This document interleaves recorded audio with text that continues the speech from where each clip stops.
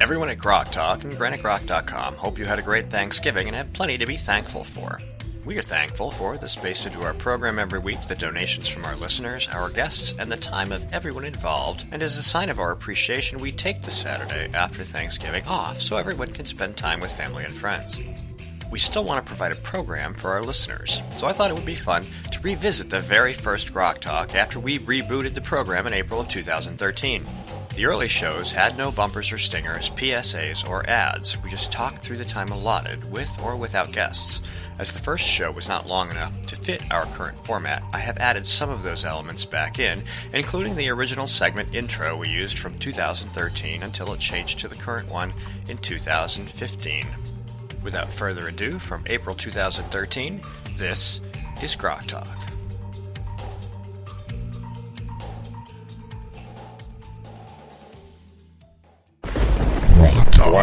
Flashback.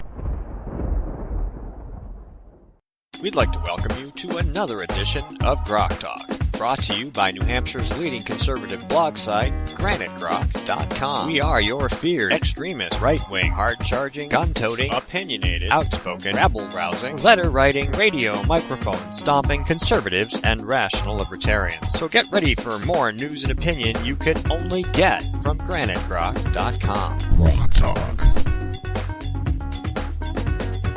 I am Skip Murphy. He is Steve McDonald. Hey. We are from GraniteGrok.com, and this is GrokTALK, a production of GraniteGrok.com, New Hampshire's leading conservative blog site. Welcome to our podcast. This is the low-maintenance version. We have not yet introduced some of the production quality details that we'll be bringing into the program as we proceed in the coming weeks and months. But we are here recording live in the CNHT studio at Grassroots Central in the politically capricious and oft-times corrupt state capital of Concord, New Hampshire.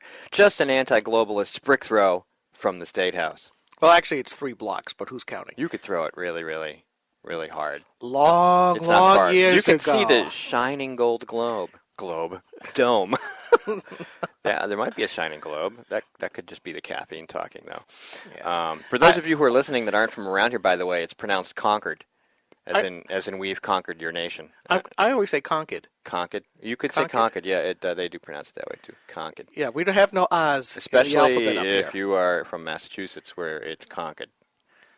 Well, that's where I grew up. Yeah. I lived next to Concord for a while. Did you? Or close by. Billerica and Chelmsford. Mm-hmm. Oh, Fid. yeah. Chelmsford. F-O-R-D. Don't Chelmsford. forget Leominster. Yeah, Worcester. Worcester. You know who's coming out from Worcester? Who's coming from Worcester? Later on today for the Honor Your Oath rally, which will be held from 1 to 3 o'clock today, even though you won't hear these words until much later on in the weekend, if at all.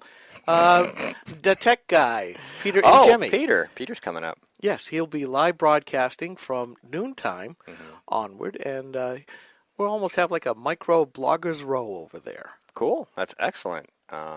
That's fantastic. And speaking of other people who do this kind of thing, we wanted to let you know and welcome the listeners at acnation.com right out of the gate, because they volunteered or offered to rebroadcast our program every week on their network, the American Conservative Nation Media, which will be broadcasting our podcast assuming we provide it to them. See? There you go. For our regular GrokTALK listeners, we'd encourage you to check out all their programming. They have quite a few programs over there at American Conservative Nation Media at acnation.com. You can like them on Facebook at American Conservative Nation. Just search that.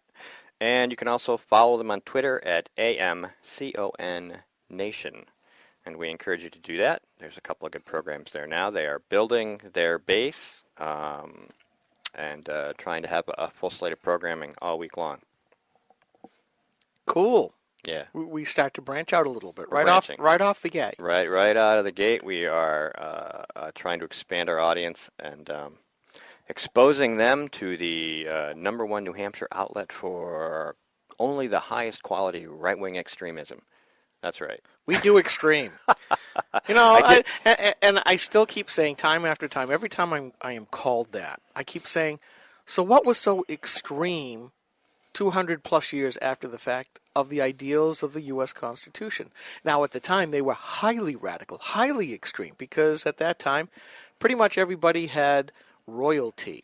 In fact, that's how we came to be. We split from the royalty, and we had this strange notion that each citizen was not a subject, but sovereign unto themselves. Now, back then, kings were sovereign, reporting only to God. And our forefathers, our founding fathers, said, well, wait a minute. What's so big deal about royalty? They put their pants on, or at that time, hose, the same way that we would. Well, sort of if we had hose. Lederhosen doesn't work. Garden hose. Garden hose. Yeah, that's a little too skinny. That's the hose you wear when you're working in the garden. And I'm not talking about the kind of people who are working in the garden. Okay. So, we're clear. Yes, we've had... We don't want to start another war on women. Anyway, sorry, proceed. But anyways. Tangent alert. That was... Tangent alert. Squirrels. You'll get used to that. Yes, the ADD bunch here. That everyone was sovereign. And that government reported to us, not us to government. And yet now when we insist upon that, we're called extremists, and I just don't get that. Well, that's true, and we talk about that a lot. It comes up, obviously, because it's a core principle, it's a core value, and we can't escape it, so it shows up in every single thing we write. And in preparation for this week's show, I was going to go back and look for some posts that we had posted that might be of interest, and there were over 100 this week, so I kind of scrapped that idea. But to keep it relevant and not wander off on a new tangent, I did poke the beehive with a stick where I said that, in the grand scheme of the human arc of history, the U.S. Constitution and the idea that you've just espoused is actually the modernest, newest, sexiest thing to come along in politics ever. And so when you have people telling you that as a conservative you're backwards and you're old-fashioned and you want to take us back to the Middle Ages, well, no, actually, it's you liberals and progressives who want to take us back to the Middle Ages. Absolutely, because back then, what was the normal or the normative state of being? Most people, the masses, reported and were ruled over by a group of elitists. What do we see today? Progressives saying, we are the elitists. You need government because, frankly, you're too dumb to take on today's technologically complicated, harried lifestyle. And they haven't seen our studio, so they would be wrong, because there is a lot of harried technology spread out across this table right now. Yeah, we definitely got to clean this place up. But anyways, we again, tangent. But really, that's what they want to do, Steve. They want to say, we know what is best for you. And there are certainly those who wish to put back into government a sense of paternalism. Cass Sunstein was somebody who just left the Obama administration, professor at Harvard, definitely believed that we were incapable of making all of our own decisions in our own best interests. So he was perfectly fine. In fact, there's another lady who wrote another lengthy piece. I was saying the same thing, that we're unable to do that. So government should do that for us. And in fact, if you saw the latest thing in Obama's budget, he wishes to force us not only to have to give to Social Security to, basically make sure that we are giving a retirement to other people, but now we are going to be forced into setting up retirement funds for ourselves, even as the White House said in the same announcement on the idea that Romney had too much money in his tax advantage retirement accounts, which range anywhere from $80 million to $100 million. They became highly incensed about that, and they basically said, we're going to cap them at $3 million because nobody needs more than that for a nice retirement. There's that operative phrase, we don't believe you need that. When have we heard that before? Well, that's the standard mantra. I mean, it's as simple as them saying, well, you shouldn't turn your thermostat above this temperature. Well, what if you're cold? I mean, some people, what are we going to move to a warmer climate? Oh, we could just wait. Global warming will catch up to us eventually, except for the fact that, geez, didn't it snow at your house yesterday? It ice stormed at my house yesterday on the slope of the mountain up in the Lakes region. And that's one reason I was a little later getting here than what I thought, because 12th of April. 12th of April, and I had to go real slow. Otherwise, I was not going to be driving down from the mountain. I was going to be skiing on 4 tires down the mountain. Same experts, by the way. Same experts. Same experts. Yes. The same experts that believe the government can do no wrong and the local government hadn't come out to salt the roads. Hey, we have some big news in New Hampshire today. Well, actually, we have tons of big news all week. It's been a crazy week. We've had a lot of things. Before we get too far, we want to know that it isn't just going to be us talking. Political activist Kevin Bloom is going to be here to talk about the industrial hemp bill that's traveling through the legislature, as well as the advanced nanobrewery bill. So we're going to talk about beer and weed. Great! Former State Senator Gary Lambert, colonel in the Marines. He's a lawyer in Nashua, trademark and patent lawyer. Intellectual property. We're going to talk about that in a minute. Before we get to that, he's going to come and talk to us about the GOP Growth Opportunity Project, the Republican autopsy, and then we're going to have pro-life advocate Ellen Kolb here with us to talk about the HHS mandate and what the effect of that is on religious liberty. Which should be rather interesting because of the several states that have really gone back to the drawing board, taking advantage of science, that thing that progressives keep accusing we conservatives of ignoring, and saying, well, what's new in neonatal knowledge? And it's like, well, some of these folks are, that have yet to be born are a whole lot more cognate than what was first thought. Yeah, and they don't like that. They don't like the idea that you have to that people who actually get a chance to see an ultrasound or observe life. I mean, it's life, and we'll talk about that and with Ellen in greater detail. The big news I alluded to was that today on the front page of the state's largest newspaper, the New Hampshire Union Leader, there was an article that stated that former U.S. Senator John E. Sununu will not be challenging current Democrat U.S. Senator Jeanne Shaheen in the 2014 elections. Well, at the last NHGOP annual meeting, to which I would be remiss if I said I was called out on stage by the then finance chair, Jim Foley. Jim the horse lover Foley. Jim, what's in Jim Foley's basement? Yes. We'll get to that, too. But Chris Sununu stood up on stage, gave his speech. He had a couple of things that we kind of disagreed with, but he was most gracious afterwards. I chased him down. And he sat with Grokster Mike and I for probably close John to 45 minutes. John or Chris? Chris. Okay. Chris. I was talking about John, but yes, yeah, Chris. But there's a lot of Sununus. Right. Oh, I'm sorry. Go ahead. But, he wouldn't commit one way or the other as to what he might be running for after his stint as a state executive counselor. So maybe they're moving, maybe there's another clearing Sununu. the field, and maybe another Sununu, because there's another one, James, that there's now a lot of starting to hear. Sununus. There's a lot of Something Sununus. else you need to know if you're not from New Hampshire is this place is filthy with Sununus. They're everywhere. And I don't mean that with any disrespect. I mean, they do great things for the state. They always get involved in politics. It's it's a family business, but they support the communities. They do things. I mean, and they're just a huge part of New Hampshire. And a very big part of the establishment Republican Party. And they are a very big part of the establishment Republican Party, which we did- butt heads with. Beep, beep, beep, beep. Did you catch that little establishment? Establishment. Yes. Establishment. Very important. There's a great big distinction here. Yes. And an ongoing, it's civil war, I guess. And it's coming to a head. It is. The other big news was the email threads that I actually published for the first time, even though James Pindle of WMUR's... There's a tie-in. We're coming back to it. Stay with us. Everything's linked in here. This is the problem with bloggers. Everything's linked to everything else. And we just smile. Anyways, he basically had alluded to that there was an internal food fight between NHGOP Chair Jennifer Horn and NHGOP Treasurer Robert Scott. Now, Robert Scott has been treasurer for a long time. And because of Jennifer's tax problems and the liens placed upon her property, which there's a new one as of January by what seems to be a debt collector, somebody's decided they want their money back. That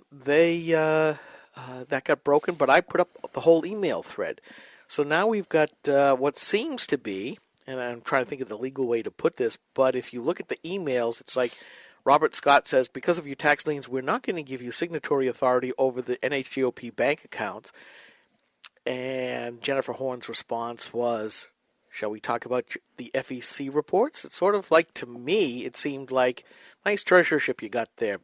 Be a shame if anything happened to it. Yeah, and I rather get the feeling that Dr. Scott would rather, stay on and do the right principled thing, but that if push comes to shove, the same thing will happen that always happens, and the people who are looking out for the party will just say, bye. The whispering behind the throne. Yeah, the whispering behind the throne. So there's been a lot of things. We could talk about that for 2 hours easily, but we're not gonna. But since you mentioned we're back to establishment. We're back to establishment. Since you mentioned WMUR, let's talk about that. Sure. This was kind of neat. I thought this was rather grand. Let me open up. WMUR is the News 9 local TV station in New Hampshire. Yes. The big network station. We have some other stations, WBIN, which is owned and operated by Bill Binney, who's a prominent Republican. And is starting to make waves here. I think he has also bought a lot of radio stations. Mm-hmm. He is a number of people. He's becoming a captain of media. He is, although the Telegraph that went up for sale, he didn't grab that. I told him to buy that. He wouldn't listen to me. Yeah, well... it's a dying industry, Well, yeah, that's true. Well, I think they've done it to themselves because, we're going to have Ellen on. We'll probably talk about it again, but there is this big abortion criminal case going on in Pennsylvania about the abortion, Gosnell, I think his name is. Kermit Gosnell. Hi-ho. Who was doing Kermit Gosnell here. Yeah, only he wasn't quite as innocent as the real Kermit. No, it was pretty easy for him to be green. He was certainly flushed with being green, and it was over just basically killing not just unborn babies, but aborted babies that came out of the womb alive, and then they subsequently killed by snipping their spinal cords. Which makes a great segue. Well, no, it doesn't. No, it doesn't. There is no good segue from that. No, because when you consider the utter horror of that, I can't even. I won't even look for the pictures. I just can't even imagine. And they are out there. They came out this past week as well. But the big scandal, though, is not just him killing babies and putting women at risk. So you keep asking, well, where's all the feminists at this unsanitary clinic? And these women are getting sick. They're dying. Yeah. This is that back alley abortion thing, and it's right out front, legitimate, licensed by the state. But the media has not been covering it except for Fox and the newspaper in Philadelphia. And we have somebody kind of peering in. Come on in and join us. So, we've got lots to talk about, and I'm quite sure that intertwined in all these threads, we'll come back to this WMUR. and more. WMUR. Well, basically, I'll put out the teaser. I received a cease and desist letter because I used their logo in a couple of posts. Mm-hmm. I used their logo just to identify this is where the story's coming from. They got upset at that, and they said they want all of the my use of WMUR's logos from any flyers I have put out to be reworked. We've never put out a flyer, by the way, just as a... Well, no, you weren't supposed to say that. I'm gonna, because I ruin things. That's my job. You did, because I just sent a letter back to, let's see, let me do this, and hopefully we'll have our first guest on the line with us here. Can you hear us okay? I can hear you just fine. Oh, we can hear you awesome. All right, great. Go ahead. Good. He can help interrupt, too. Yeah, we do that a lot here. But basically, it's like, I just want an example of a flyer. Because they're accusing me of using their logo on a flyer, which is generally a hard copy flyer. So I have asked Heather Dietrich, who is of counsel to the Hearst Corporation, and also identified in the letter as a First Amendment fellow, and, free speech, freedom of the press, and all of that, simply to send me an example of a flyer that she must have in her possession to accuse me of such, and we'll see what she says. Of course, I'm quite sure that being of counsel to the Hearst Corporation, she probably won't get that email until Monday morning sometime. Yes, and I'm sure that she'll be sitting there going, flyer, where's the flyer? Because there is no flyer, and if there is a flyer, we didn't make it. And fair use is important in the blogosphere. And normative used to be able to say, this is where this story came from. Yep, here's what their logo looks like. We even link to their stuff so people can go there and take a look at the original source. And in fact, I am going to use something that James Pindell of Political Scoop at WMUR talked about on his Friday political standing post. And, I thought it was a well-phrased question. Why are the Tea Party types having a third gun rally this Saturday instead of a tax rally for tax day? And I wrote in my post late last night, it's late, so I'll answer this question tomorrow or on Sunday, but I will leave two phrases to hang out there. Superficial knowledge or foundational understanding. I actually think I'm going to lead off on with that because I am speaking at the Honor Your Oath rally later on today to demonstrate why there is such a split as to oath. Did he not read what an oath is? Do they not know what an oath does? And do you not know what you are swearing an oath to and why it is important? But anyways. And the odds are good that WMUR will not be there.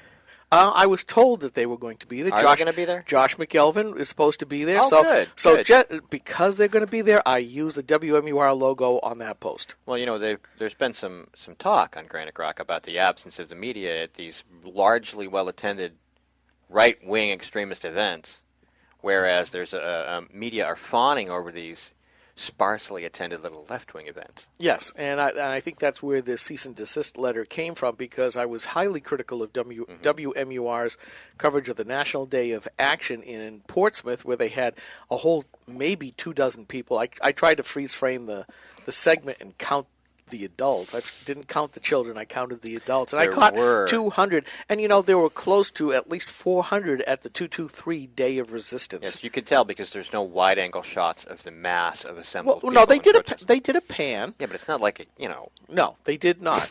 And I did notice, too, upon second look, that I'm not quite sure that this was really just a spontaneous kind of thing, because, a couple of the signs that were there, I very quickly found at BarackObama.com.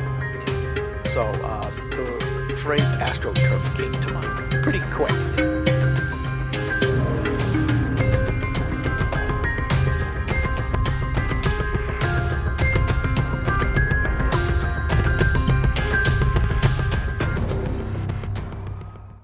Hi, this is Rich Gerard, host of Gerard at Large in the Morning, the Manchester area's only locally owned, locally operated, focused, and interested, riveting radio show, heard live every Monday through Friday from 6 to 9 on 90.7 FM WLMW, New Hampshire Family Radio, and available 24/7 live or archived at GerardAtLarge.com. Be sure to tune in. This is the Coalition of New Hampshire Taxpayers. We're located at 8 North Main in Concord, New Hampshire. This is the repository for all things conservative and municipal. So if you have a problem in your town, your school, your budget committee, the right to know law, and now at the top of our list is voter fraud. You have a tip for us, some information for us, you want to join or help us out, cnht.org.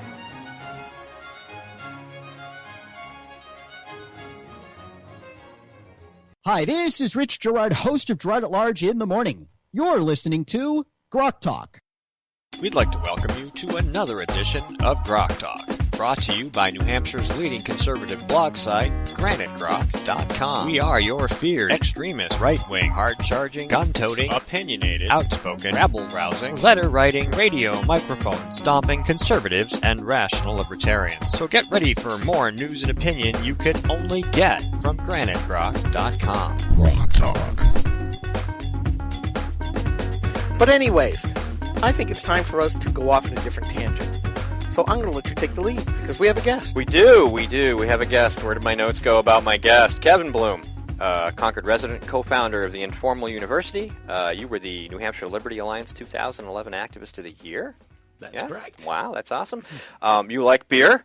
Indeed. That's awesome. Okay, and we're pretty excited about that, and that's part of why you're here. There's two bills that you've been actively participating in the shepherding of through the legislature. One of them is the HB 153, the Industrial Hemp Bill, and HB 253, the Advanced Nano Brewery Bill. So since you... we'll talk about beer first, because it's never too early to talk about beer. Great. And that one actually happened...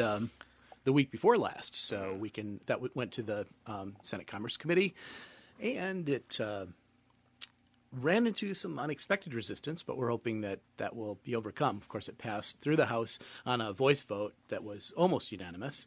The great thing about both of the bills that we have in 153 and 253 is that they're bipartisan, and both Democrats and Republicans, and of course Libertarians, enjoy beer, and the Industrial Hemp Bill has gone under has shown up and passed the House since 1999. The first sponsor was a Democrat, but after that, in the last session of the House, it was Seth Cohn, who, of course, is not a Democrat. And this year we made it even better. We know Seth. Seth is a friend of Granite Grok. We know Seth very well. Right. But I'm going to ask if I want to rewind this just a little bit because you've already mentioned the bills. Steve's already mentioned the topics. But for our listeners and or readers who may not be quite up to date with this, can you kind of roll this back and explain what do these bills portend to affect New Hampshire citizens? Yes. Would you like me to start with the beer bill? I'll start with that Well, one. he started with the beer. I don't drink beer at all. I don't drink anything but pretty much Mountain Dew and chocolate milk. Do that's horribly bad you use for you. industrial hemp? No. No? Well, then it doesn't matter where we start. Well, Go ahead, wherever you want. Okay. Well, start with, you talked about the beer. Go ahead. We'll talk about the beer. Let's talk Right. about nanobreweries first of all so people have a Okay. context and then proceed from there. Excellent. The nanobrewery bill was discussed online in the New Hampshire Brewers Guild Forum since 2009. And the object was, we don't have enough breweries in New Hampshire. And How could certainly, you ever have enough brewers? Right, exactly. But even compared to Vermont, we're like way behind in the beer race. And that's like, we can't accept that. It's a challenge. So we said, well, how do we make it? And one of the, of course, They into the free they market. can walk around everywhere with guns and they have more beer. Go What's ahead. the deal? Yeah, how does that work? It's just not fair. So we looked at that and said, how do we fix the situation? And gosh, the free market came to mind. Well, lower the cost of entry and make it so that people can make a living. And who was keeping the level of entry high? Oh, I'm going to have to say that it was attorneys, because if you read Title 13 in the RSAs, it was clearly written by attorneys, and there was the only thing we had in the state. First of all, New Hampshire has never had such a thing as a microbrewery, which everybody thinks they know what that is, but we've never had one. We had beverage manufacturers and we had brew pubs, so there was a need for another category. So we wrote a list of suggestions. Here's what we need to do. First of all, it was illegal for a beverage manufacturer to sell any more than one case per person per day. So people couldn't just show up at your brewery and buy as much as they wanted. Which you don't do that to McDonald's. You can only sell 3 French fries in a Call it package. the beer equivalent of a magazine ban. Yeah, like that. Yeah. Exactly. So that was part of it. Part of it was lowering the entry fee. $1,200 a year for the license is a little steep for somebody who's basically making a transition from being a home brewer to a nanobrewer. And nanobrewing is become a big tradition now. Back then, it wasn't, and people hadn't defined it. And New Hampshire became, with the passage of HB 262, the original nanobrewery bill, became the first state in the nation to actually recognize nanobreweries as a separate category. And the way they defined it was under 2,000 barrels a year. They only sell their own beer, and remove the restriction on case sales. I originally asked for the license fee to be lowered to $100 a year. They pushed it up to $240. Not really sure why, but just more money. And those were the big changes that were made in the law. And since that time, the law went into effect in July of 2011. And since that time and now, there have been 9 new breweries have gotten licenses in New Hampshire, and 8 of them have been nanobreweries. So that is more breweries that have been licensed in New Hampshire ever, even before Prohibition, during that span of time. So what was wrong with that bill? Well, it originally had no restriction on how much they could sell over the counter. The idea was to be like a microbrewery in other states. You can go into the place, probably run by one guy who also is pouring at the bar, and he could sell you a pint. Well, at the last minute, there was an amendment to the bill that made it only 4 ounces per label. 4 ounces? Yeah, nobody... That's pretty small. Yeah, when was the last time you walked into a bar and said, give me 4 ounces of your best bitter? I don't even do that with Mountain Dew. That's smaller than a pony. I mean, that's not even... That's half a cup. That's 8 ounces is a cup. Mm-hmm. And however, you were allowed to give away as much as you want. So I could give you a pint, you could drink it there. That's always been legal. But if I wanted to sell it to you, you can only buy 4 ounces. So what happened was some of the new nanobreweries like Blue Lobster and also Throwback started selling 4 ounces for $1, and then they'd have 8 labels on tap. So you could actually get 2 pints, although if you mixed them together, it probably would taste kind of funny. So that's what 253 is, and it's the only thing that it does is that it makes it legal for nanobreweries to sell their beer over the counter. Okay, now I have a question for you. One of the things that has always dismayed me as a free market type person is the milk quotas that are set by the federal government, where basically if you run a dairy, you can only charge so much, you can't undercharge, yada, yada, yada. It all stems back from the 1930s and FDR's really bad attempt to control the economy, which we're seeing again today. But that basically said you can only do so much, and it has created a cartel that has lasted till now. We have the same thing here in New Hampshire on the liquor side, where you can where basically, and this is, I want to bring it back to these nano breweries, but basically the only person or entity that's able to sell hard liquor is through the state. Plus, if you're going to distribute beer, you have to go through one of the beer distributors. So you've got a built-in three-level cartel that is run basically by government. Now, with these nano brewers, how does this figure in with these distributors? Do they have to sell the distributor before they can sell to anybody else? No, one thing that was passed a few years ago was the right to self-distribute in New Hampshire. And that was the beginning of the end, I believe, for the three-tiered system, which starts out with a manufacturer and goes to the distributor and then ends up with the retailer. And that's a remnant of Prohibition.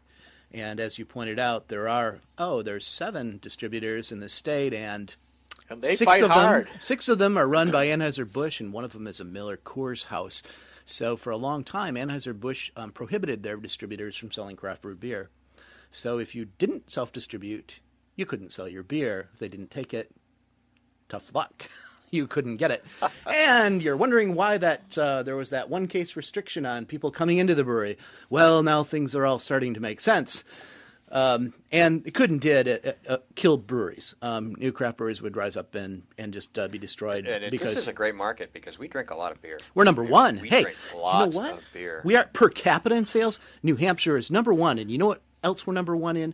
The number of privately owned machine guns. And I think there's some correlation there. There might be, too. We also have the lowest crime rate, the highest quality of life, one of the highest standards of living, one of the lowest levels of poverty. How can this be with so much beer and guns? That's right. And no state seatbelt law and no insurance required. So, and we're still at the very bottom of the accident rate. Yes, and we still have this. We still have the beer cartel, the liquor, wine, and the beer cartel. But we're working on it. So this will fix. This really HB 253 brings the nano breweries back to where I had intended it to be in the first place when I wrote the bill, and we're really happy to have it in. And I think that there's a good chance that it will go through. And I'd urge everyone who's interested in free beer. Oh, wait a minute, freeing the beer. To contact members of the Senate Commerce Committee. If you want free beer, make sure to email Kevin Bloom at... Okay. Yeah, I was going to say, that would get rid of the nano breweries right off the bat. Really, yeah. So where is House Bill 253 now? It is now in the Senate Commerce Committee. It has been through the public hearing. It hasn't gone to the exec session yet, but if you want to email them and say, hey, we'd like to be able to buy a pint at the Nano Brewery, I think that we're going to see an explosion in nano breweries in New Hampshire that's far beyond anything, because the profit margin in selling a pint over the counter for a small brewery, and you got to remember these people are making about a barrel at a time, which is 31 gallons. That's 2 kegs, so it's not a lot. So if once you pay for a crew to fill bottles, and you pay for a bottling machine, and you pay for basically the 6 people it takes to work a crew on labeling, bottling, packaging, and all that stuff, pretty much erased any profit that they might have made. So it's really forcing them to do business on one leg, as it were, and we're going to let them use both feet. Well, I kind of like that idea. I am very much in favor to allow people to fail. And that really is the essence of freedom and the free market. On their own, without a little push from the government. Without help. That's correct. Fail by yourself, thank you. Yeah, well, or with your partners. And I really do believe that if you really want to summarize freedom, it is the freedom to fail. Because that also means that if you have the freedom to fail, you have the freedom to be wildly successful. Correct. And that's something that we seem to be erasing in today's society, in today's governmental disruption of the marketplace. Important lessons. Or in important lessons, because if you if you are not allowed to fail, you're not going to learn something. And how moral is it to allow other people pay for your bad decisions and ameliorate your bad consequence? And you need to teach your children to do this. Oh, absolutely. And here's a fine example. If they want to go out and wait for the bus without a coat on in the winter, let them. They'll learn. Yeah, they'll just cost you money. No, they won't cost me anything. They're not wearing my coat. They're not wearing it out, right? They're just standing out in the cold. But you have to take them to the hospital when they develop pneumonia. One day waiting for the bus in the cold. Nah. They could say, I used to have to wait. My dad made me wait for the bus without a coat, uphill both ways. I don't see why you got to let them wait for the bus, a publicly funded transportation system, which incidentally also has no safety belts in any state, as far as I know. Why don't you let them take your car? Because that would be really free market. Not old enough to drive. His car. I go to work and I want to be in my car. Let them buy their own car. My kid's 26 years old. I don't let him drive my nice car. Get a job, save your money, buy your own car, pay your own insurance, drive yourself wherever you want. Feel free to live someplace else too when you're old enough. I really don't have a problem with that. Okay, so HB 253. Let's talk about industrial hemp. Let's tell people what industrial hemp is and why there is the problem. Okay. Well, this is a good long story. It's very interesting. Back in the day, now, as a matter of fact, New Hampshire required the making of hemp, the growing of hemp, as far back as the 1620s. And actually, the British began cultivating hemp in the Canadian colonies in 1606. Cultivation began for Virginia in 1611. Dude, wherefore art thou hemp? Yeah, exactly. And the Pilgrims started growing hemp in New England in 1632. And it was used for sales. It was used for food. It was used for clothing. It was used to make rope. Hemp rope was the thing, all the rage, and they needed lots of it. Latest technology. Right, lots and lots. Can be used for all kinds of things. In fact, it's been estimated about 25,000 products that are made by hemp. Well, okay, as soon as the Revolution happened, one thing the British did, amongst their first acts, along with seizing guns, they banned the production of hemp in the colonies. And before that, they said, you have to grow it. And now, well, it's illegal because you're rebelling. So this is such an important plant, we're going to take it away. Well, that didn't go over at all.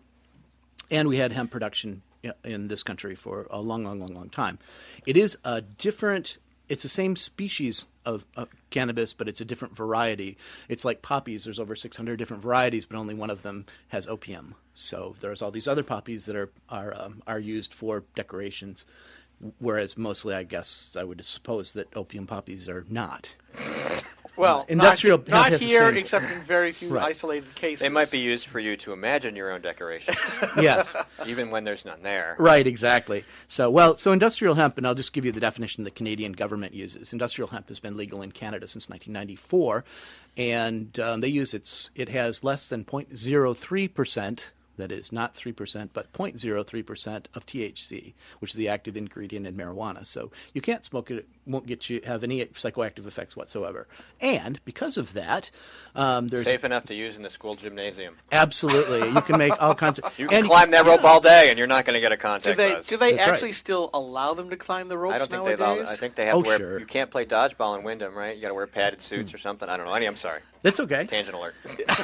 Squirrels. Well, I'll do another tangent. Let's go to the internationally. There's the United States signed the Single Convention on Narcotic Drugs in 1961 at the UN, and it specifically excludes industrial hemp from the regulations. It says this convention shall not apply to the cultivation of the cannabis plant exclusively for industrial purposes. So now the international community, it's grown in a lot of places like Canada, China, Romania, France, Germany, the Netherlands, England, Spain, South Korea, Ireland, and Hungary. Most of the hemp that enters the United States comes from Canada or China. Why can't we grow it here? That's just the like big the oil. Argument. Now, back in 2003. Oh, sorry. So it's China. Yeah, Let me just interrupt you one more time here, or maybe twice. That's just how it works. You'll get used to it. Yeah, there's a lawsuit in 2003. When things started coming in from Canada, China is making hemp clothing, and we're getting all these products like hand lotion and body balm and hemp seed protein bars. This is all coming across the border. In 2003, the DEA says, "Oh, you can't do that. We're in control. You can't have it." Of course, in the American way, there's a lawsuit. So, in 2004, the 9th District Court read the law and the Controlled Substance Act, and it says, it doesn't have. It's legal under to grow industrial hemp and to use the products. It doesn't have enough drugs in it to make it a real drug. It can't fit the Schedule 1 definition of marijuana. Therefore, the DEA has no jurisdiction. So in 2004. The Hemp Industries Association versus DEA made all industrial hemp products legal in the United States. So this is like, you can sell ketchup, you can sell tomato sauce, but you can't grow tomatoes. So somehow, magically, all the hemp products that come from Canada... This is a good guess. I like this. This is going to be a soundbite that we're going to use. I love that. Well, yeah, He fits in well with us here. Yeah. well, there are magic spells, that they use when it comes across the border. Suddenly, it's okay, but it's not okay if you grow it and make it. So really, industrial hemp was grown in the United States till about 1958. And it's technically not illegal to grow industrial hemp in the United States. It's illegal to grow it without a permit. And then, of course, oddly enough, the DEA seldom, they've issued one, I think. Boy, that sounds just like the Interior Department that said, well, we'll let you continue to drill for oil in the Gulf of Mexico or Gulf of wherever. Oh, you need a permit for that? Yeah, permitorium. Mm-hmm. Mm-hmm. Yes, permitorium. Yes, that's a federal sort of thing. And we're really sped through. We are also in the Senate Judiciary Committee, and it was the Industrial Hemp Act, which has been passed several times through the House. Never made it through the Senate yet, but I think we'll get it this time. And one big thing is Kentucky legalized industrial hemp this week, so that was a big thing. And the committee said, "Oh, okay." So there are a whole lot of states. In fact, Maine and Vermont. Sorry to say, they're ahead of us. But they had something else in their bills that said they needed they had to have federal permission, and now they're trying. Maine and Vermont have introduced legislation to change it more like our bill, which just says industrial hemp shall not be designated as a controlled substance. That's it. That's the title is the same thing as what it says. It says HB 153, an act prohibiting the designation of industrial hemp as a controlled substance. Yeah. The bill is got 40 words in it, maybe. That's it. I like small. Best kind. I don't have a dog in this fight because I don't smoke or do drugs other than those prescribed to me Not by that this my has anything physician. to do with that. Right. But in a lot of people's minds, they hear that and they go, okay, connection. The linkage goes cannabis, connection marijuana, connection. That's right. Hemp rope is a gateway drug to nylon rope. What? Well, that's what they say. That's like there's so many People will other. be melting it and smelling the fumes. Well, we didn't have the opposition. The Attorney General's office did actually. Ms. Woodcock came in and gave her presentation for the Attorney General's office, and they were very fair. In fact, that was the only opposition. We didn't have a lot of law enforcement officers protesting the industrial hemp at all. We had none, and the Attorney General's office just said, feds won't like it. Which, however, the odds that... which is what they should do. They should point that out. I'm sure they're doing their jobs, but then again, we're at the place where really I think the nation has learned that this is a crop that actually grows in New Hampshire aside from wood and rocks. And we looked into it. The thing is, industrial hemp, the seeds from industrial hemp can make cattle feed, which we do have dairy, and dairy makes up the biggest section of New Hampshire agriculture that's exported anywhere. And we're back to the cartel again. We are. Well, there's also a rock cartel. We'll talk about that later. Yeah, that's where the Granite State and all that. Let's throw the rocks. It does strike me as odd that a state with the motto "Live Free or Die" has this persistent objection to a perfectly harmless, very useful material like hemp. Well, I'm not sure everyone does. I think the confusion that you pointed out that they think it's similar to. There's a big perception that it's similar to the cannabis that people would smoke. Madness. And it used to be, I think that I heard from reading the testimony from the other times that industrial hemp has been up, is they said that, the police won't be able to tell it apart from cannabis. And we said, well, the Canadians can do it. And they're riding horses, and some of them can come down and show you the differences. Because there is a difference, a big difference when you're trying to grow something. It looks like bamboo when it's growing. It's all tight together. The stalks are pretty wide, and I'm doing things with my hands right now to demonstrate. But live on radio. Yeah, they're all a few inches apart. Don't worry, pre-recorded. It's just as hard to see. That's right. You'll be able to see this on video. And you said no live streaming. Well, not yet. We'll have to have him come back when I start putting up the video cameras again. We'll do that, yeah. But basically, with his hands, he's doing approximately He's 5 doing one of inches. these. Yes. You can imagine my hands a few inches apart and saying, okay, here's Listen my carefully. fingers. My fingers are the hemp plants, and they're all really tight together there. And we're trying to choke out the weeds that are underneath. And we want everything to grow really close together because it's going to grow about 8 feet high. And we don't want it short and bushy. And in fact, one of the things we brought out at the hearing was that if someone grows industrial hemp near the type of marijuana that's grown for consumption through the lips, it will completely remove the THC from it because of the cross-pollinate. So you get really crappy weed. But that's So what you're really saying is that if they want to get rid of these random patches of actual marijuana, that they should just let hemp grow wild everywhere. Well, it does. And as a matter of fact, my sister owns a dairy farm, and she says it grows all over her place. So she's got wild hemp just running rampant. Yeah. Right. So what do you think the percentage is on either of these two bills passing at this point? You've kind of brought us through the process, what they are, and all of that, but you have said, okay, they're in this particular committee. They got to come out of the committee and be voted upon, and then there's obviously Maggie Hassan the Red that then has to apply a signature. Well, first, to go back, I think that we've tried 3 times in 253, the beer bill, to have that restriction of 4 ounces per label lifted. And this session, we have a lot of new reps.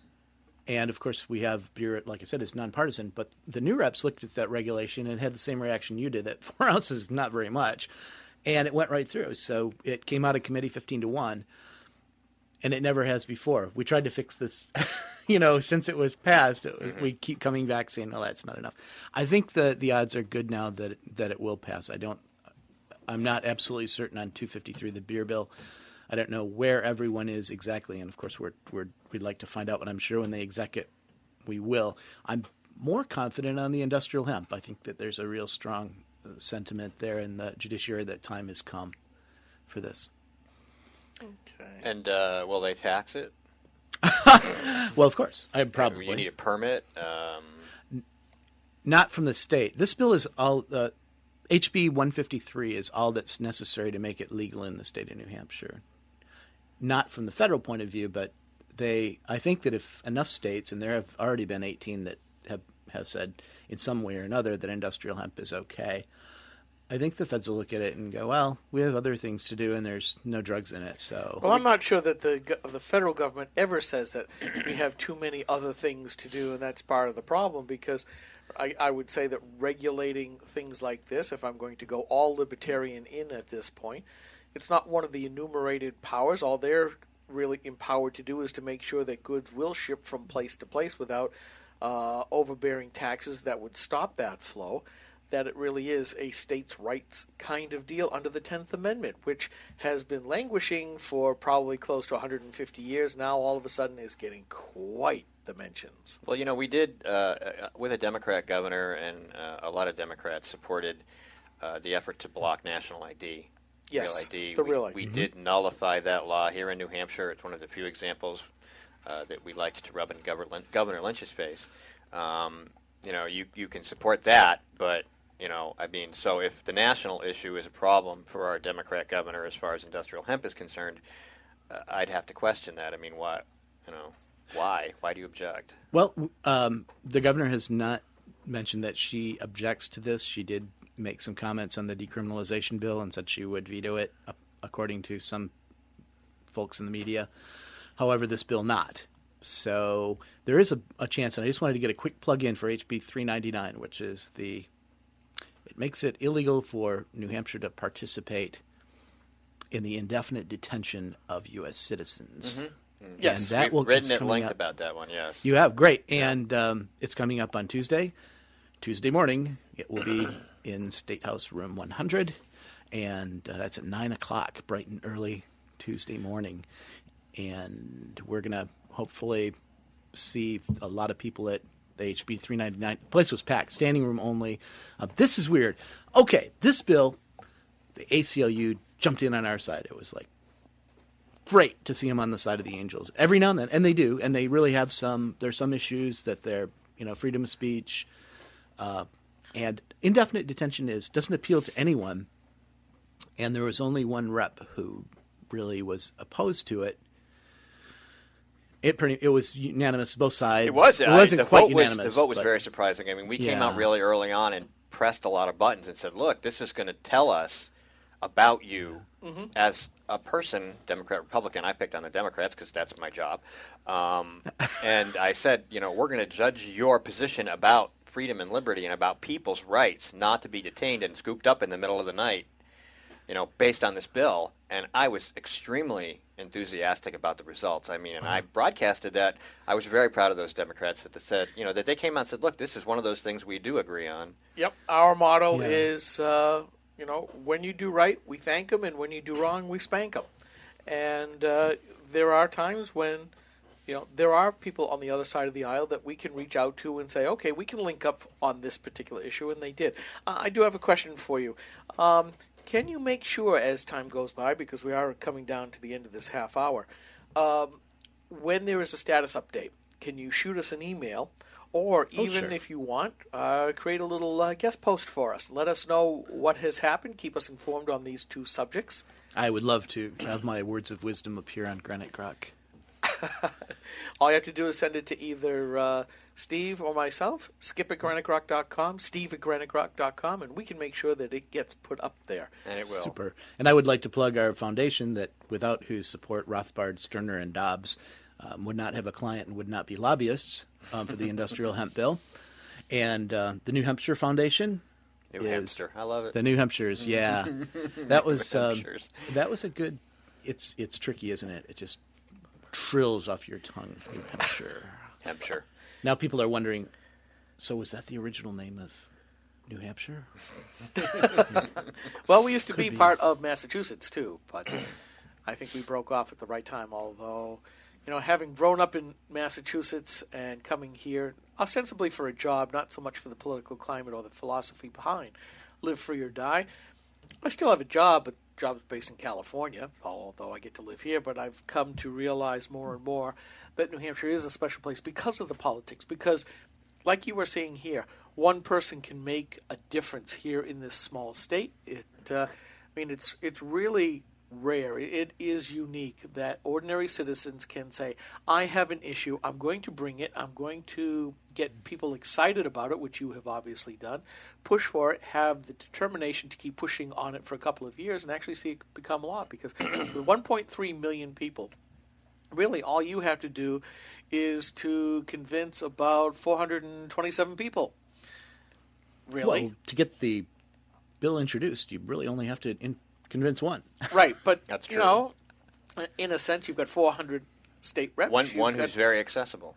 I mean, that's the beauty of having 400 House members. Yeah, she just walked down the street and bang on the door. You might meet them at the ATM or in the grocery store and, give them a little elbow and go, hey, and tell them your thing. And next thing you know, you've got a bill. Of course, you don't have to convince all those people because, as you know, there are some in the Hall of Shame from the NHLA that have never attended any House sessions ever and have been reelected. And maybe we shouldn't be discouraging that. I don't know, because you can't, if they're not there and they've never voted, they don't have a record. So, that's certainly preferable to being wrong, right?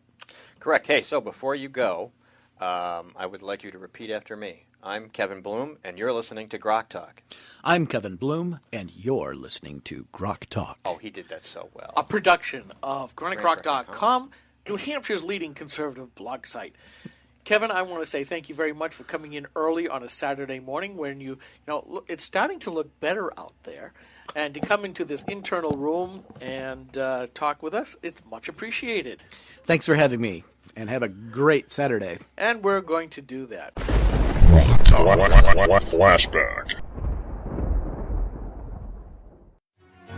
This is a coalition of New Hampshire taxpayers. We're located at 8 North Main in Concord, New Hampshire. This is a repository for all things conservative and municipal. So if you have a problem in your town, your school, your budget committee, the right to know law, and now at the top of our list is voter fraud. You have a tip for us, some information for us, you want to join or help us out, cnht.org. Hi, this is Rich Gerard, host of Gerard at Large in the Morning, the Manchester area's only locally owned, locally operated, focused, and interested riveting radio show, heard live every Monday through Friday from 6 to 9 on 90.7 FM WLMW New Hampshire Family Radio, and available 24/7 live or archived at GerardAtLarge.com. Be sure to tune in. Flashback.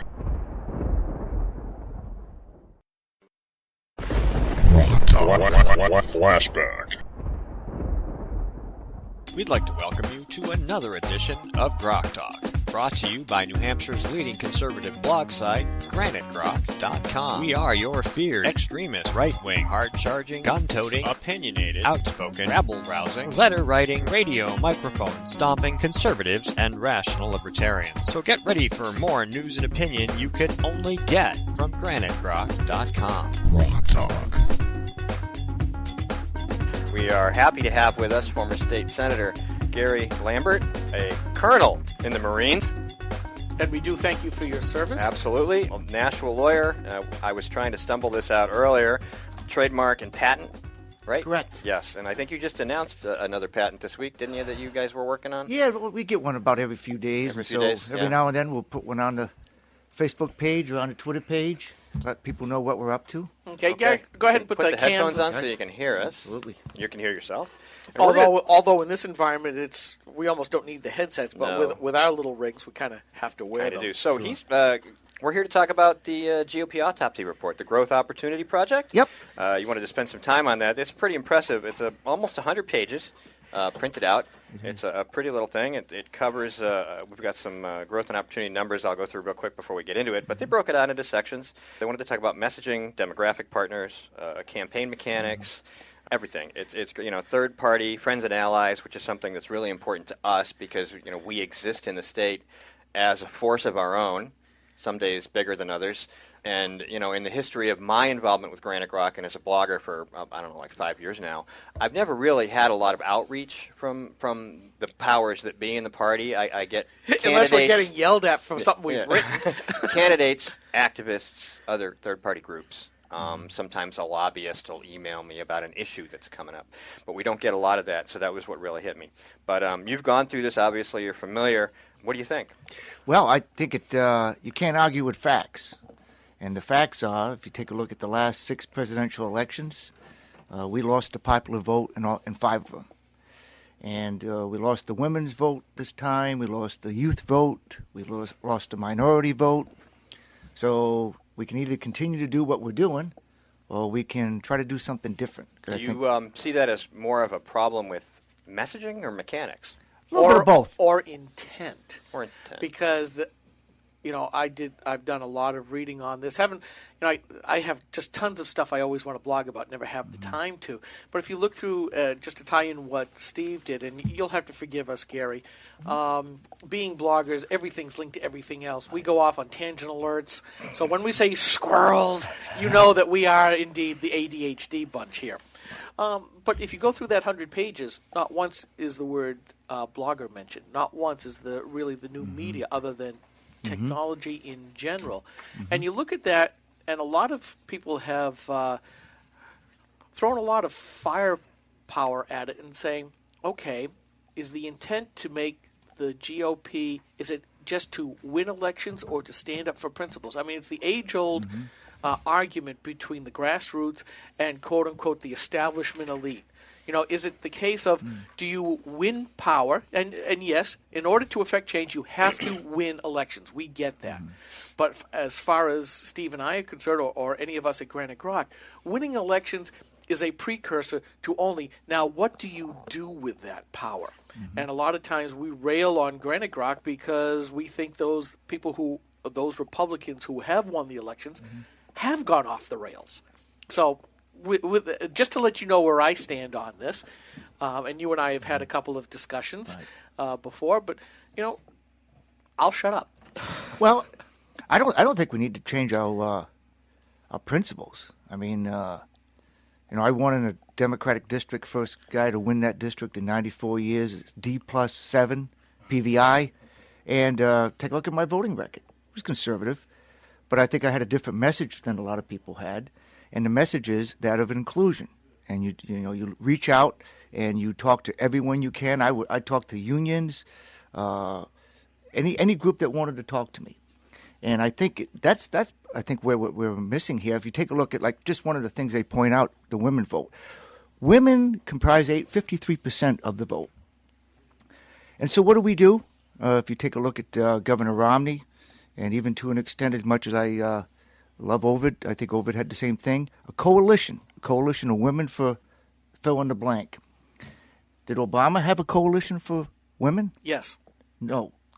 He had a black women coalition. But if you Google Women for Obama, I did not find it. If you found it, maybe we can look it up now and see if you can find it, because I couldn't find it. So I think the minute you start, I think you're on a path to defeat if you have a coalition for fill in the blank, a women for fill in the blank. Well, I think to some degree you're right, because that is the Republican Party taking on the appearance of what the Democrat Party does, which is the Democrat Party, in almost every single case, is a party stitched together by special interest groups. And they have taken that over the last few decades and have created really identity politics, where you are only what your identity says. But it's also a case where you have been locked into that. Now, you talk about women. We lost the women's vote. You go down to the next level down and you start looking at the polling data. And if you look at married women, actually Romney won that particular section. Right. What they did lose and what Obama did win was the single women, single women with children. And, I take the tact. Certainly, Romney took a lot of hits on, binders for women type of deal back in the campaign. But, you look at Obama's hierarchy that he surrounds himself with, it's like, well, he could use a few binders as well. So you see that hypocrisy there. But you also see very much that, and I believe, as opposed to what the Marines teach their people, because I'm a double Blue Star dad. My oldest son did a tour in Iraq. Self-sufficiency, to overcome, to use your individual initiative. I think as a society we are teaching government will take care of you. And that's one of the things that you see the newly immigrated, the legal immigrants, and those women with single women with children. They have replaced what used to be, in my opinion, the nuclear family that is self-reliant, and they do depend on that government subsidy. They turn to government to take care of them. And as a former owner of a daycare center, I saw that over and over and over again. Yeah, well, I have to disagree with you there, Skip, and here's why. My wife and I are very active in the nonprofit community down in Nashua, and to some extent statewide. We're very active with the Front Door Agency, which deals with just that, single women with children. Nobody, absolutely no one that I've met in that organization or in that group wants to remain on welfare, food stamps, or on the government dole. They want to move up, but they need help. They need help moving up. And that's where I think we step in as Republicans. You're right. We are the party of opportunity. We're not the party of stay on food stamps. If you want to stay on the dole, be with us. As I've said, I don't know if I'm going to run for Congress, but if I do, if you want to get off of food stamps, follow me. You want to stay on them, follow my opponent. And I think that's a great message. I can only tell you of my background because we had a lot of single moms that were on state assistance, in part or in whole. And I remember multiple days of coming in, because my wife ran it during the day, and I had a full-time software engineering job. So at night, we're closing up the place, I'd go in. Or on a day off, I'd go in to do some handiwork around the place and keep it up. But I can't tell you the number of times, Gary, that I would go into the lobby and see some of these folks, nice gals, but they're all talking to each other. Hey, here's how you can get this free thing and this free thing. Go over here, go over there, go over there. They showed no effort. Now, there were some, absolutely. They were using the assistance, and I think you're describing this very small segment that I saw. Okay, they're using the daycare. they're receiving government assistance for food, government assistance for housing, but also government assistance for education. They put themselves through 2 years of school in the local community college. Some of them went on, and they became successful. They got off the dole. They used it as a hand up, not as a handout. And seeing these folks in the grocery store, I could tell who was who. The folks who wanted to succeed had the basic goods. They said, okay, they're cheaper. That means I have to cook and all that other stuff. The others that were gaming the system, and that's exactly what I called it, because that's what they were doing, Gary. All the processed foods, everything else, they were being lazy. Yeah, and I have to say it that way because I saw it. Yeah, but okay, so here's my point, though, Skip. The leadership needs to step in. The Democrats are not providing the leadership, okay? So Republicans need to step in and provide the leadership. These folks need help. They need help in that they need to be shown the way forward, the way up, the way to improve. And so, we can either step up to the plate and be leaders as Republicans, or we can let the Democrats continue to do what they want to do, which is leave these people on the dole. Correct. Do you think that this Growth and Opportunity Project gives us a fair starting point for overcoming primarily our biggest battle is the media advantage and the cultural advantage that at present the left tends to have? When you turn on the TV, all the programming, all the movies, everything kind of leans and presents a certain perspective, which leads itself to other problems, which is that part of that perspective is attacks on us as a party, attacks on us as conservatives, attacks on us as pro-growth. Now, it's not a direct attack necessarily. Maybe it's a feint. Maybe it's subtle. But you come up and you say, follow me and I'll take you away from food stamps, and they have an answer to that, which is to tell people that we're joking with them or we're lying or we're just trying to deceive them, and they're very effective. And that's a huge problem to have to overcome in order to win an election. And from the perspective of this whole project, how do you think we're going to approach that? Well, first of all, we got to get our message together. They're beating us because we, frankly, in some instances, deserve to be beat. Agreed. If we cannot win in the arena of ideas, we do deserve to be beaten. There's no doubt about it. So what is it in your mind about our message, and I speak as a conservative grassroots activist who happens to be a Republican, although an involved one. I am a state committee member. What is it about the message that we have screwed up on? Is it a case of the message is sound but the delivery has been awful? Is it a case, and what I took away is, when I started reading that as a social conservative, it's like, okay, let's kind of ditch some of our stands on stuff to make us more appealing because that's the electorate is changing. So is the Republican Party at the point where it has to change the message, sort of like get away from certain things? Or does it say, these are our philosophical roots and we have to present them better? Or maybe just get away from talking about certain things that tend to get us in trouble. Well, I couldn't agree with you more, Steve. I mean, we could go on, and I really appreciate you guys coming on, but you're right. I mean, we talk about some issues like, okay, let's just go right out there and rip the Band-Aid off. Let's talk about same-sex marriage, okay, because that's one of the things that apparently keeps youth away from voting for us, all right? So now here's how I look at it. And I'm pro-traditional marriage, and that's just the way I am, and probably will continue to be. I don't see myself evolving in any way there. But let me just say this. That word, by the way. Yeah, I know. That's why I mentioned it. But let me just say this. You may not like it. Same-sex marriage is probably here to stay in New Hampshire. Okay? When we were up at the State House, we had an overwhelming majority of Republicans in the Senate and in the House, and we couldn't get it done. So if you want to continue to smash your head into the wall, put your head on the desk, keep on pounding. You can pound it and message it, but you're probably not going to beat that argument. All right. Here's the thing that that I look at, because it's a multiple layered problem. One is, as an evangelical Christian, to me, it's wrong. I don't believe that I can be in favor of it.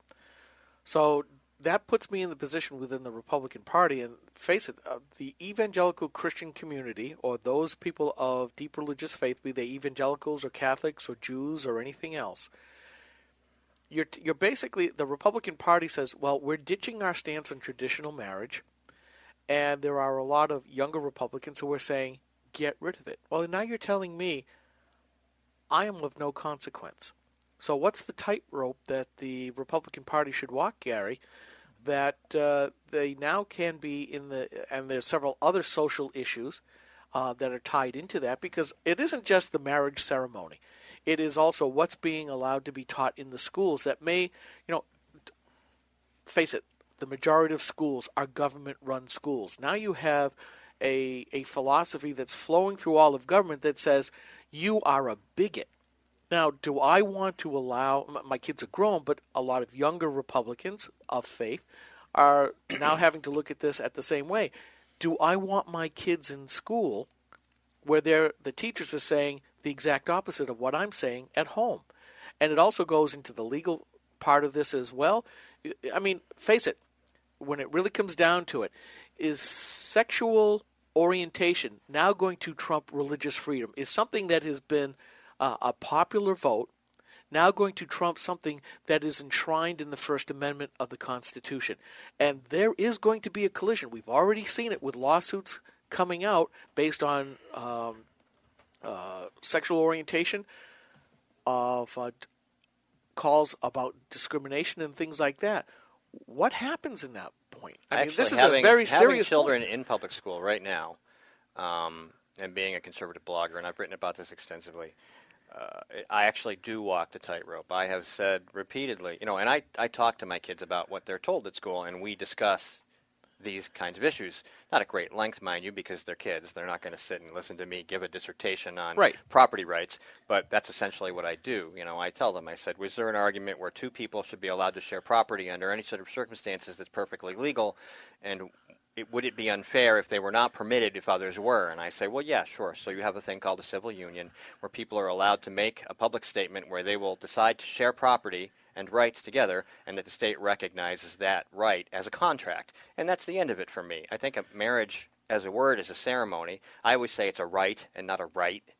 R-I-T-E. It's a service. It's a religious service. Now, I've also said that if a recognized church says we're going to perform same-sex marriages, by the law, the state has no right to deny the contract that's created. They really don't, because that is the law.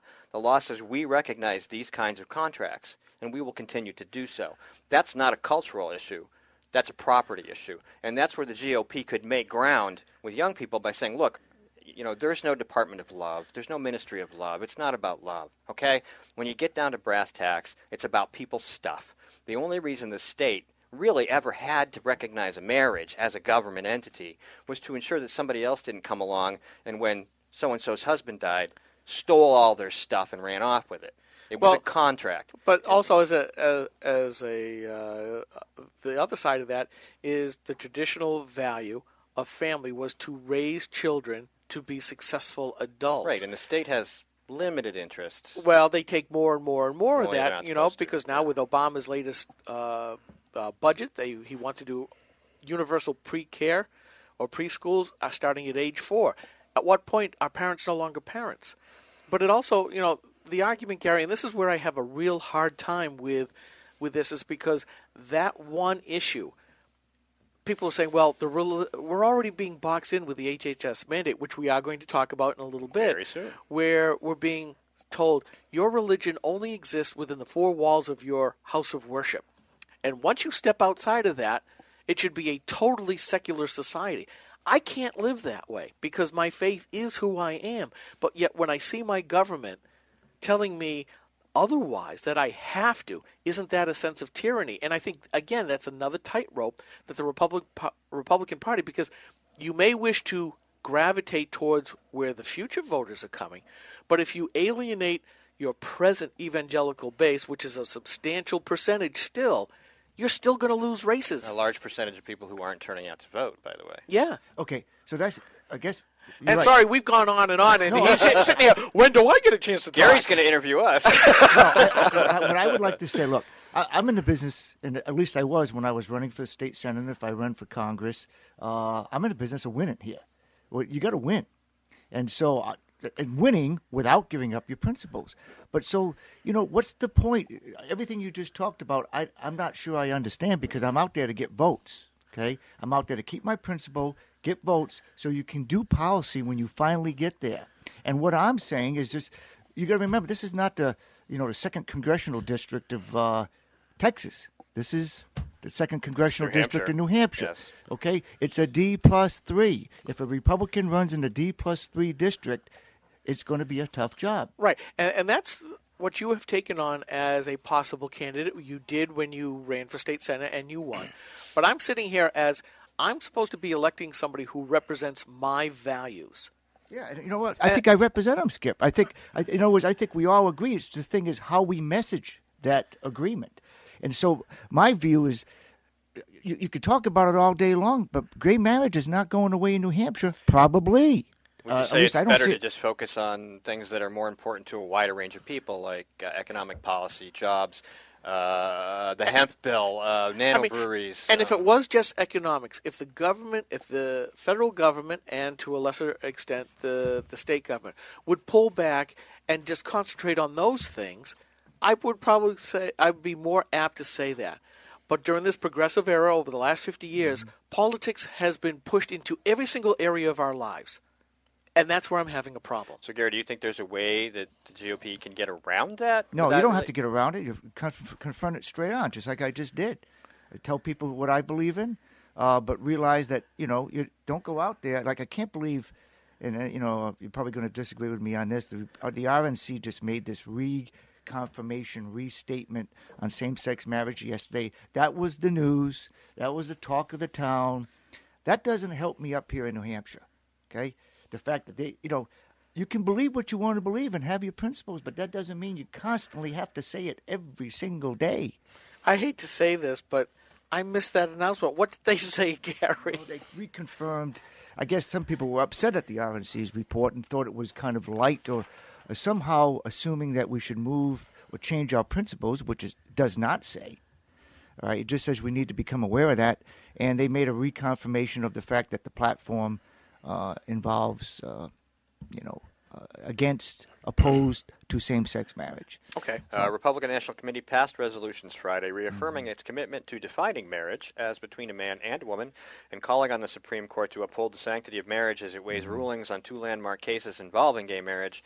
One, of course, which is I think states should have the right to define it however they want. Because, correct. Well, if that's the case, look what New Hampshire got. You got it defined here. That is what we have, and so, I wouldn't spend a lot of time trying to overturn it. I certainly wouldn't make that the focus I think, like I say, I think of my we all battle, agree. but I think as a cultural issue, it's relevant, and you should understand your position, and you obviously understand your position, as any candidate should. I mean, if your position is Skip's or mine or anybody else's, if you can articulate it well and make it understood that in the grand scheme of things, your goal is to have the government not messing with your life, I think that's an overriding message that people will really grasp onto if they understand that if they don't live on That's what I mean, Steve. We've got a great message. The Republican Party really has deep down a wonderful view of life. Okay, get government out of it. Low taxes, low spending. You get to do what you want to do. It's all about growth and opportunity. And we muddy it and we dirty it and we, non-message it by doing some of the things we do. Okay, now I will...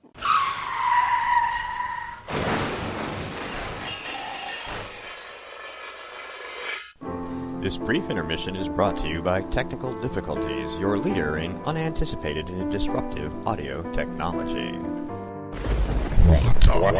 Flashback.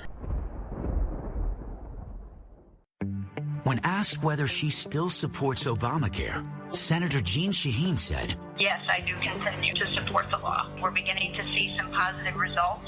How can Senator Shaheen say we're seeing positive results when 22,000 of our neighbors have already lost their health insurance? What's worse, the Boston Globe reports the state's only health insurance provider radically reduced the number of hospitals in their network, forcing some people to drive over an hour for lab work, even when there's a hospital within a few miles of their home. When pressed about lack of access, Shaheen said, "There are some hospitals that are not covered, unfortunately, and I certainly hope that's going to change." Jeanne Shaheen promised us we could keep our doctors and our healthcare coverage. Now she hopes we can get to a local hospital? Call Senator Shaheen at 603-647-7500. Tell her we need more than hope. We need leadership. Paid for by Citizens for a Strong New Hampshire. Hi, this is Rich Gerard, host of Gerard at Large in the Morning, the Manchester area's only locally owned, locally operated, focused, and interested riveting radio show, heard live every Monday through Friday from 6 to 9 on 90.7 FM WLMW, New Hampshire Family Radio, and available 24/7 live or archived at GerardAtLarge.com. Be sure to tune in. This is the Coalition of New Hampshire Taxpayers. We're located at 8 North Main in Concord, New Hampshire. This is the repository for all things conservative and municipal. So if you have a problem in your town, your school, your budget committee, the right to know law, and now at the top of our list is voter fraud. You have a tip for us, some information for us, you want to join or help us out, cnht.org.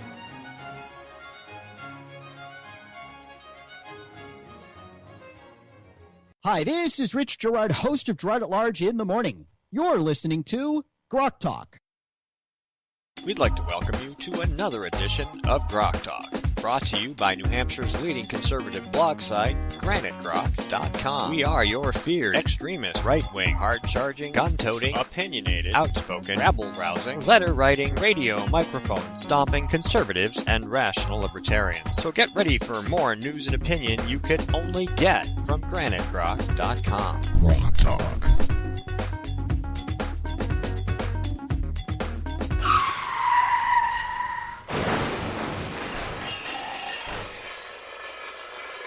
We now resume our regular programming with life advocate Ellen Kolb.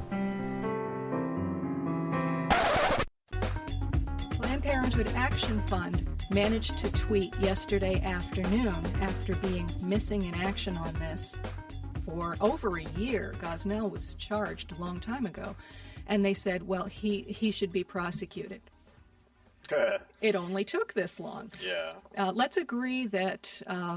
Steve, check the power again. Sorry. One of the things that really came across, yes, I think something keeps hitting it because it's going back and forth. We're talking about our digital audio recorder. You want me to try a different outlet? Real quick, because I've got something important to say. Well, go ahead. I'll just kind of sit here and stare at it like it's meaningful. Okay. One of the things I think that came across well was there was a picture posted at Hot Air. And it was a series of wooden chairs with little placards there, one for each of the major media outlets, and they were empty. And that shamed the media. You know, we rail about the media. We have our own tag, journalism-not exclamation point. And I have for years saying, here's part of the bias, and this is absolutely one of the big biases. When poll after poll after poll you see in the newsrooms, these guys are just plain out and out lefties. End of story. They are not there to report the whole news and nothing but the news. They are there to change the world, to make it a better place, and they think this is one of them. Very few conservatives, only a few more Republicans, so you can see where I'm coming on that. But most people are very much left of center, but they're in that bubble that basically says, well, we're normal, we're the center, but you're not, and this is a big slap in the face. And I'm hoping they'll do some change, but from your standpoint, Ellen? It's interesting that you say that because I've got a bit of a history here. Many years ago, I was a Republican. I left the party about the time Clinton came in and became an independent. Almost invariably, the candidates I support are Republican, but my number one concern is the life issues. Last year, I was very honored to be invited to join the state GOP's Victory Committee. And I thought about it, and I thought the most important political act we could do in 2012 is get Barack Obama into retirement. So I signed on for 4 months.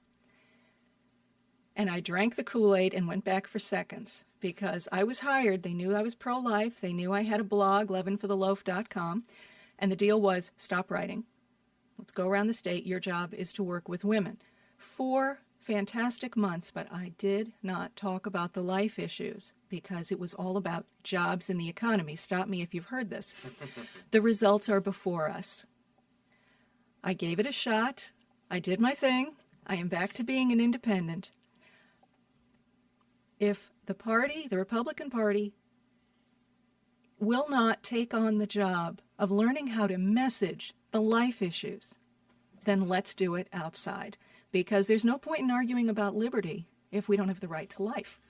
Well, and it really comes down to what we're talking about with Gary Lambert, and that was a discussion that we really need to fill out more because we barely scratched the surface. Yeah, and I don't even know if we recorded it all, which would be a shame. Yeah. What I made the statement that we have to consider the social issues. We cannot cede them to the Democrats because, at the very top levels, I think that the Republican Party is saying, well, if we don't talk about them, then it's not an issue we have to debate, and that way we can squeeze in. And the trouble with not talking about it is you don't learn how to articulate it. Correct. And so we had a number of candidates who were scared to death of social issues because they had no experience in articulating the basis of those beliefs. And as a conservative blogger, albeit with small L libertarian leanings, I don't want to cede that whole issue, that whole field of debate to the Democrats or the left because they've got wide eyes and wide smiles because they're saying if the Republicans are going to take themselves off the field, we've got it all to ourselves. Well, I'm not inclined to give them room on anything, ever. I mean, I know there's a lot of talk about bipartisanism, and I know we have issues we've discussed. Like, there isn't any anymore. Well, voter ID, and then, of course, the indefinite detention. There are certain things where we agree, but on that's 99, that's not compromise. Well, that's total agreement. Yeah, well, that's true. But I'm saying that just where we agree on things, there isn't much that I can find in the scope of all the politicization. I hate that word. Can't say it. Of everything, which continues apace. Everything's toilet paper is political. That we agree on. So people are like, well, you need to find the center and compromise. I said, there is no center. Not anymore. That center has gone way leftward. Children born alive shouldn't have their spinal cords snipped. Absolutely. Can we agree on that? Where is? I mean,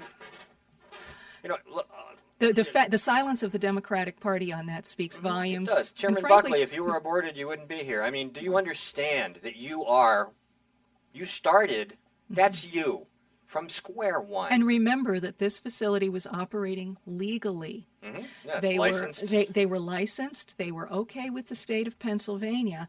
There was nothing wrong with it until someone came in investigating something else. The FBI was doing an investigation into prescription drug blank abuse, and they stumbled across this. Who would have found it? And guess what? It was a Republican governor that suspended the inspections, Tom Ridge, after a Democratic governor, Bob Casey, rest his soul, was pro-life, made sure the inspections happened, and Ridge said, nope, not a good use of state resources.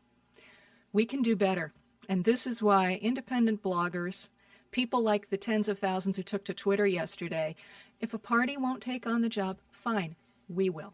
We will. That's one of the things that I'm going to be talking about at the Honor Your Oath rally in just a little bit, because once I leave here, it's quick pack up, walk down the street at the state capitol, and talk about that. My topic is self-responsibility. I think too often in this culture, we see that, we elected these people, they'll take care of it for us, which, again, progressives go, yeah, we'll take care of everything for you. And I think we've lost the sense of that our founders said, that our government is made only for virtuous people. But they also realized that it had to be an informed electorate. And too many people know more about Beyonce and American Idol and some of the other cultural things that are going on that are basically meaningless, and not about what's going on deep down. Now, that requires the ability to think, the ability to be motivated, but we've gotten so used to, government's supposed to be 4th, 5th level down so that we can just do our lives, and it'd be nice if that's the way it was. But the progressives have made it personal. It's interesting that you bring that up, because I came in a little early and heard what Gary Lambert was saying, and one of his points was one of mine. A progressive agenda would not work under freedom of worship. I mean, China has freedom of worship. What our Constitution guarantees and what it's time to insist on is freedom of religion. And if we allow our faith to be locked into a building on Sunday, but not expressed on the outside, then you get something like Obamacare and the HHS mandate that says, we don't care what your beliefs are, pay up. Yeah, just to make sure that we're not putting words into Gary's mouth, that was actually me who said that. And really, when you listen to Obama, it's a very careful enunciation of the freedom of worship. Now, freedom of worship, well, most people will go to a church or a synagogue or a mosque or wherever, whatever the name is for your house of faith. And he's basically saying you have that freedom to worship as you want.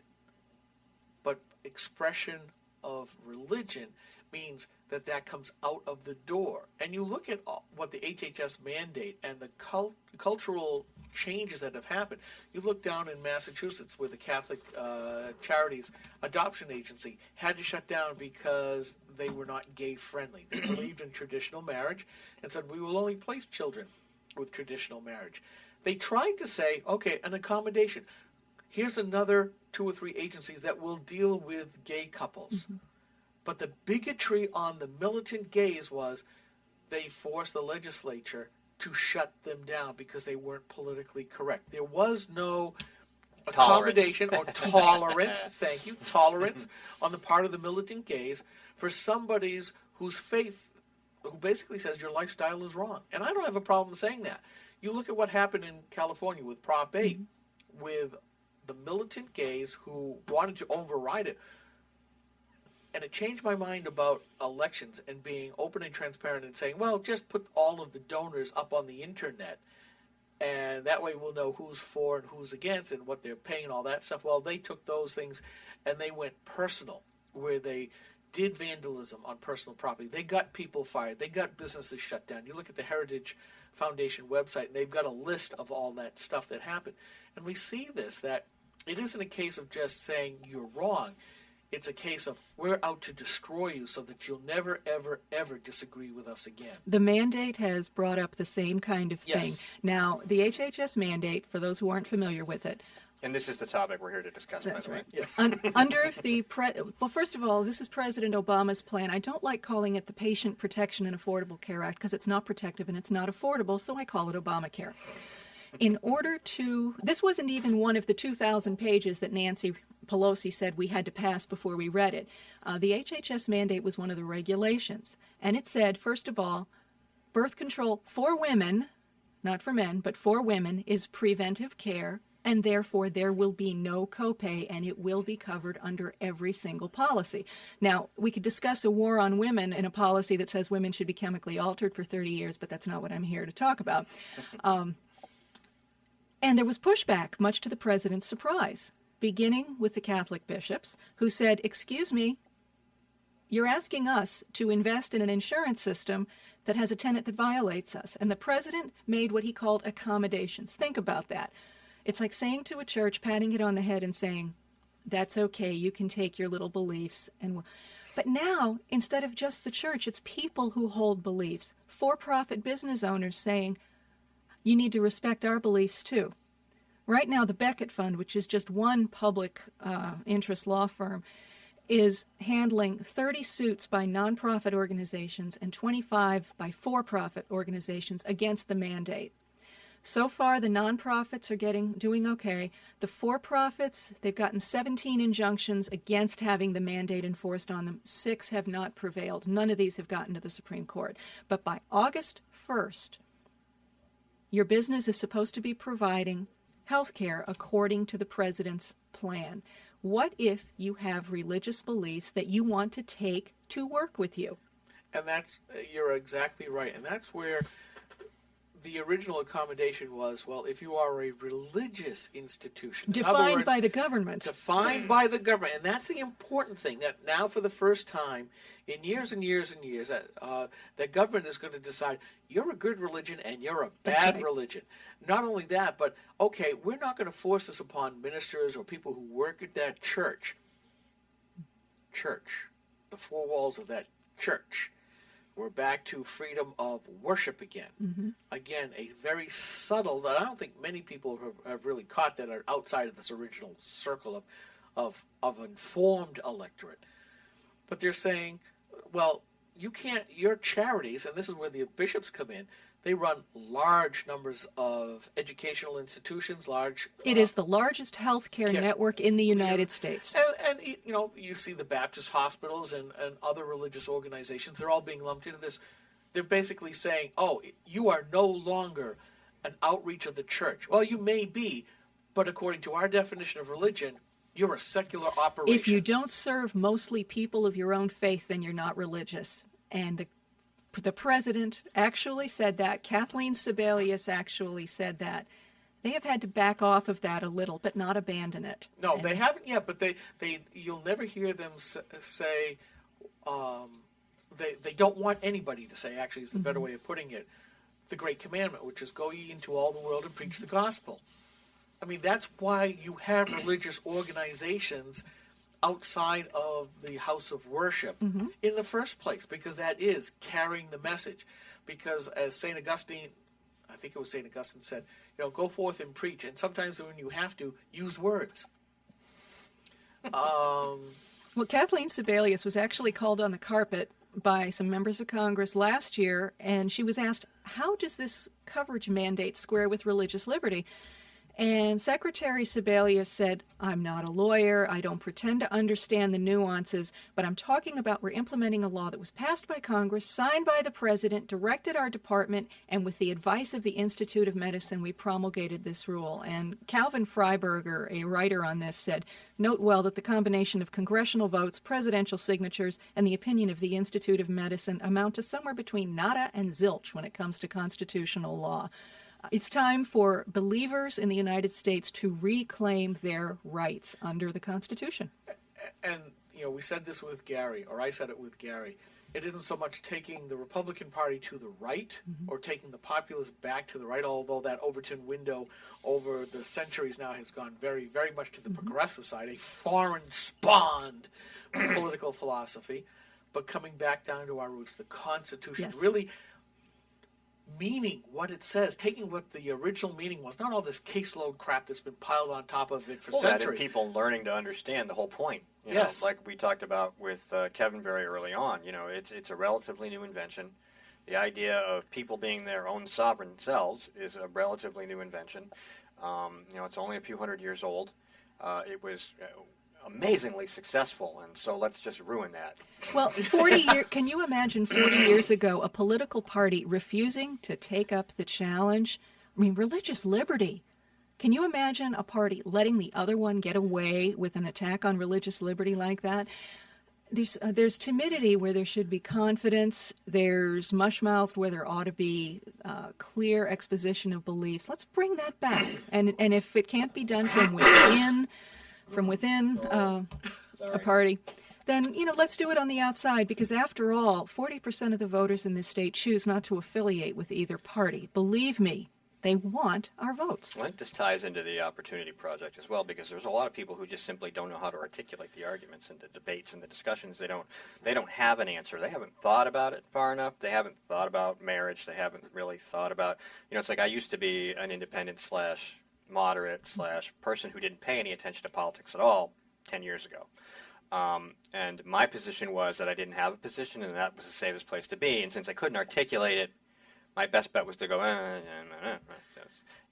And so now we have all these candidates who are either really bad at articulating it, and then the left takes off with that and uses that to beat us all to death with, or they just don't understand the issue. And they've never really thought it through. I used to be that person. I've written hundreds of posts about abortion and marriage now, and I can articulate it reasonably well in writing. I'm not as good at speaking as I am at writing, but I understand what I'm thinking, and I can slow down and put those into words. I can explain what I mean when I talk about life.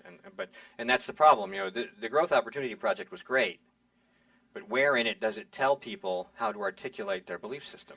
Well, I think it comes down to three words. And that's consistency, trust, and boldness. You have to be consistent in your message and in your beliefs. You cannot see, and I think this is one of the big problems of this Republican project, you see very little consistency between what politicians say, what the platform says, and what the politicians actually do. Therefore, you don't have the trust. Trust means I know what you're going to do given some wide range of environments. I know how you're going to act. I know how you're going to respond. I know what you're going to say. In the case of politicians, I know how you're going to vote. I can trust that you will represent me. And too often the thing is we get there's not a dime's worth of difference between the two, because they don't vote the way that they campaign. And I would say that Frank Ginta was a good example of that. Tea Party all the way until it came time to actually stand up, be counted in a minority of not voting for the continuing resolutions. That would do exactly what he promised to do, which was cut spending. Wouldn't it be better if they just learned the first step, which was to ask the question, is this really any of our business? I mean, is it the business of the federal government to even look at this problem?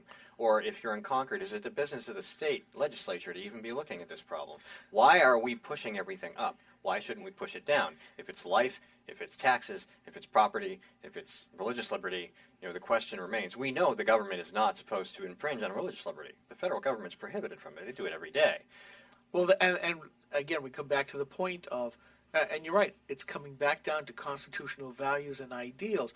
But we have one party who, in a large part, has been taken over by progressives, so the Socialist Democrats of America. They don't like the Constitution. You look at Woodrow Wilson, who wrote and said he despised the limitations of the Constitution. FDR so hated its limiting government kind of stance, he proposed a second Bill of Rights, which was, basically much better summed up by Marx's each according to his ability, each according to his need.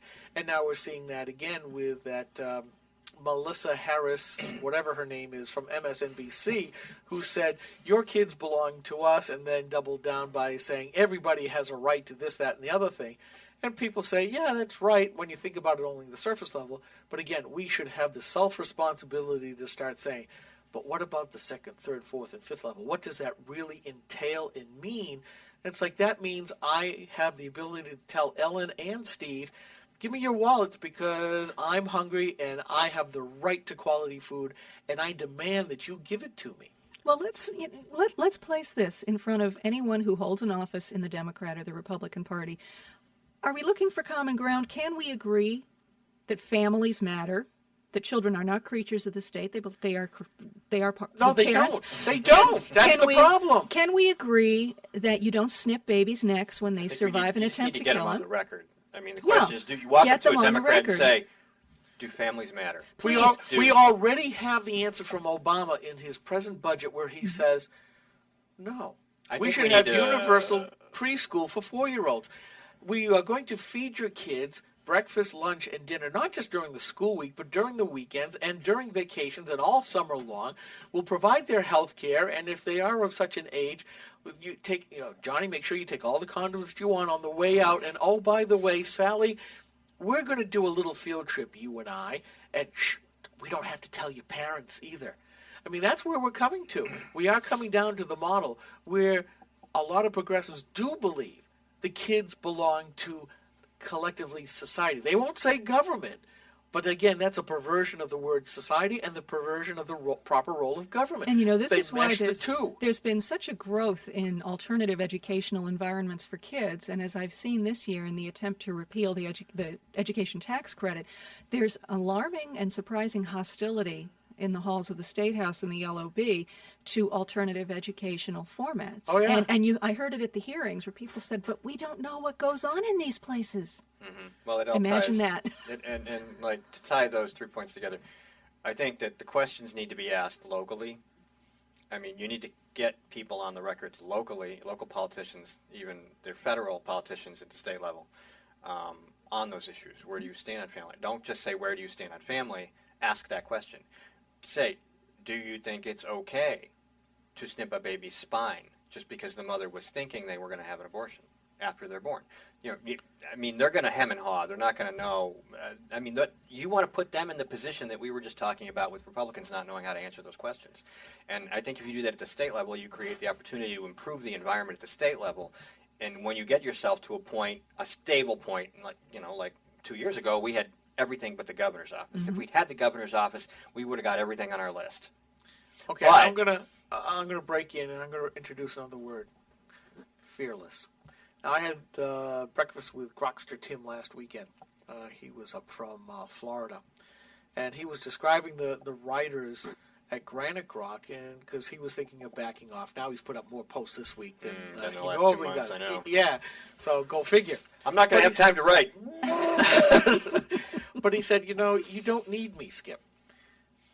because I'm doing other stuff. But he says, you've assembled a group of people who can write. And that's a very few number of people who can actually write and write well. But not only that, they are activists. They do more than just write. They get out there and do. And Steve, you're certainly, with everything else that you're involved with, certainly a great example of that with the RVC. You're interested in working with the RLCNH. I'm on their board. You're on the board. You do CNHT. I don't do anything, but I'm on their board. But but we get involved in other stuff than just blogging. And he said, and the thing is about being a writer, all of these folks are fearless. They're willing to put themselves out there. And not only that, but it also goes for, Ellen, somebody like you, where you're putting yourself out there for a belief. Most people can't do that. I mean, Steve, you're talking about put them on record. We don't have the time or the capability because we all work. We do what we can on the blog. Well, my point was that you train candidates to be those people. But we need also a cadre of people who are willing to go ask that question. And that can be really, really intimidating to people. Well, I want to help shape the debate. And number one is there's no need to back down on the life issues because there is a case to be made. And if candidates can come to grips with that, we'll be taking a step in the right direction. I agree. And then, like with the post that I didn't post regarding what's her face and your children are ours. Perry something or other. I put it up. Melissa, progressive liberal lady. No, you cannot have my children, and if you come to get them, cold dead hands apply. Here we go, right here on my sidearm. You say that a woman has a right to her body in the bedroom. The government doesn't have a right to be there. She has a right to decide what to do with that baby until it's born, and then it's ours. There's a contradiction there, and I explored it a great deal more, and Jonah Goldberg did an awesome job with it. I had started to read his Goldberg file, and things just started going off, and I started writing it, and then I went back to read the rest of it, and I'm like, we already said it. Darn it. Yeah. But you know what? There are points that bear repeating. Because we have neighbors who are not tuned in to this, who are not tuned into Jonah, and who are intimidated. That's one thing I found traveling around the state, and I told my colleagues about it last year during the campaign. I'll tell you what suppressed the vote more than anything else was discouragement. Yeah. Again, we're back to the consistency and trust. If I vote for this person, can I trust that they will do why I voted for them? And I think within the Republican Party, more often than not, the answer's been no. There's tremendous opportunity to grow, tremendous opportunity for people with motivation and belief. And the first thing they have to understand is you're not alone. Correct. You're not alone. There's a case to be made. I try to do it with my writing. You try to do it with your writing. There's activism. But, let's be an example to each other here. Come on. What we need is, grow a spine plus whatever else you have to grow to get the job done. But this is the doable. Republican repair kit. Yeah. Steve, you got to put that. I'll put that back up. Ellen's looking at us going, what are they talking about? The graphic makes it quite clear. Oh, I'll bet. It is kid-friendly. It is. There's a human spine there and two steel giant bearings. It's like we'll call them bearings. We won't even use the first one. And really, isn't New Hampshire? New Hampshire has such potential, and it's time to move past the discouragement. Okay, we had a bad time.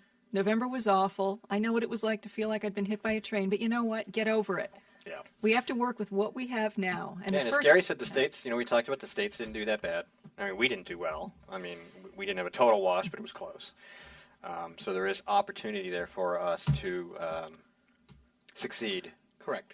And there's tremendous advances being made on the life issues in other states.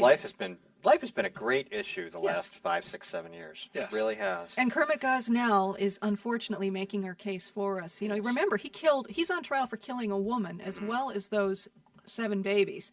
And that's only the ones we know about. Right. It'll be interesting. He's the only Kermit we know about right now. There obviously are others. Every time we try to get a bill passed for increased regulation of abortion facilities in New Hampshire, women with soft voices and moving anecdotes and paychecks from abortion providers come and say, we don't need that. Wake up, people.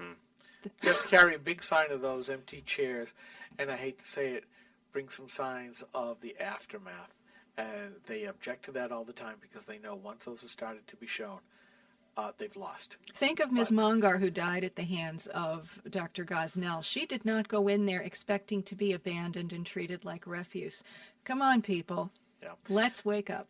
Well, we've come to the end of our podcast, and I want to say thank you very much for coming in, Ellen, and I'm hoping that you'll come back again. I will. 11fortheloaf.com is where I write. I will be happy to come back, and anybody who thinks the life issues are dead in New Hampshire ain't paying attention. That's correct. Well, I'm Skip. He's Steve. This has been Grok Talk, a production of GraniteGrok.com, New Hampshire's leading conservative Make sure you blog follow site. us on Twitter at Granite Grok and on Facebook, Granite Grok as well. That's correct. And we'll continue to write, and we'll be back next week with a whole new slate of folks to yak with. That's right. All right, folks, have a good week.